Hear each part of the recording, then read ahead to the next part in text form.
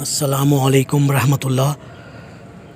سورہ بقرہ مدنی صورت، پہلے سپارے کا 13واں رکوع، آیت نمبر 104 سے 105۔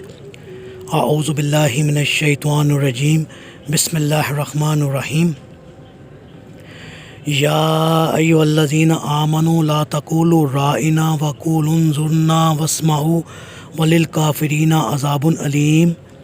اے ایمان والو، رائنا نہ کہا کرو بلکہ اس کے بجائے انظرنا کہہ لیا کرو، اور اس بات کو پہلے ہی توجہ سے سنا کرو، اور کافروں کے لیے دکھ دینے والا عذاب ہے۔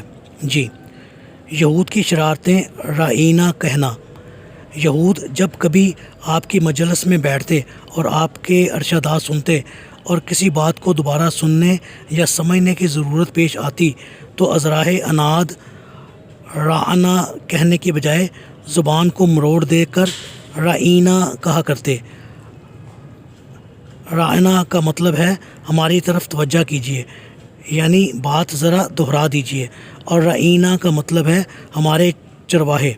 اللہ تعالیٰ نے مسلمانوں کو یہود کی شرارت پر مطلع کرتے ہوئے فرمایا کہ تم رائنا کہنا چھوڑ دو بلکہ اس کے بجائے انظرنا کہہ لیا کرو۔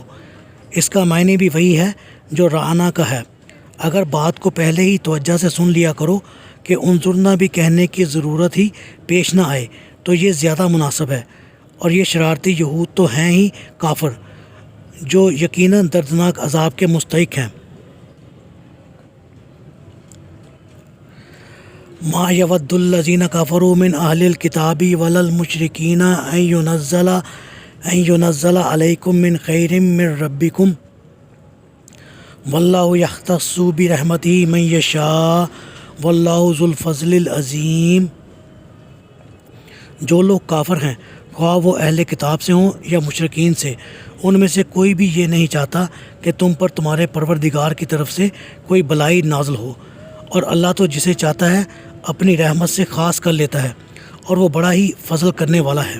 جی، یہود اور مشرکوں کا مسلمانوں کے مقابلے میں گٹھ جوڑ۔ یہودیوں کو اصل تکلیف تو یہ تھی کہ نبی آخر زمان صلی اللہ علیہ وآلہ وسلم ان میں کیوں مبعوث نہیں ہوئے۔